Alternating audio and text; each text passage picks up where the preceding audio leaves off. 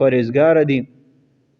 وانفقوا خرج کوي فی سبیل الله د الله په لار کې. ولا تلقوا مغرزوي بأيديكم خپل لاسونو سره خپل ځانونه الی التهلکه هلاکت ته. د انفاق دا د ابواب البر نه لسم حکم دی. مخکې هم په دغه ابواب البر کې الله جل شانه د خرج کولو ذکر فرمایلی.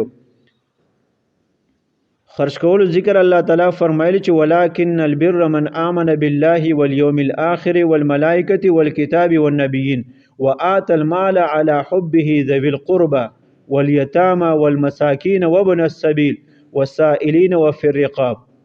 الله جل شانه د عام خرج کولو، هغه عام خرج کول چې هغه خپل مال خرج کولی په چا باندې؟ رشتہ دارانو باندې، یتیمانانو، غریبانانو، مسکینانو باندې او مسافرو باندې، او دارنګ په سوال کوونکو باندې خپل مال خرج کول دي.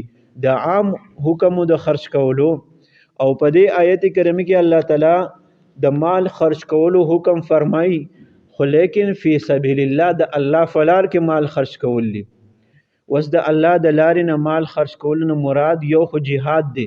صراحتا دا حکم نازل شیم د جهاد متعلق دی چې تاسو به د جهاد کې خپل مال خرج کوئ.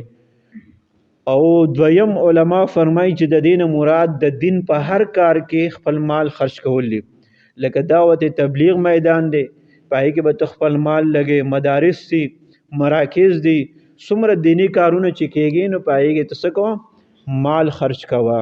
وانفقوا خرج کوي فی سبیل الله د الله په لار کې. هو مراد دلته کې جهاد دی.